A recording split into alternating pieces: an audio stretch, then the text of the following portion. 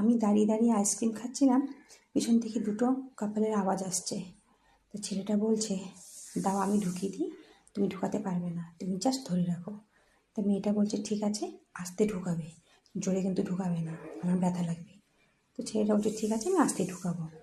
ঢুকানো শুরু করলো, মেয়েটা না হঠাৎ করে চিৎকার করে উঠলো। ছেলেটা বকা দিল, প্রথম ঢুকাচ্ছি নাকি, চুপ করে বসো, আমি সুন্দর করে ঢুকিয়ে দিচ্ছি। তো একসময় ঢুকে গেল।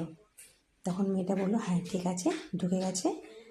আমার না মাথাটা যা গরম হয়েছিল না, আমি জাস্ট ট্রান করছিলাম যে কষে থাপ্পড় মারবো বলে, কিন্তু ঘুরিয়ে দিই না, আমার চোখটা ছানা বড়া হয়ে গেল। দেখি ছেলেটা মেয়েটাকে কানের দুল ঢুকিয়ে দিচ্ছিল, কানের দুল পরতে মেয়েটা কষ্ট হচ্ছিল, কানের দুল ঢুকিয়ে দিচ্ছিল। ভাগ্যিস কিছু করে ফেলিনি।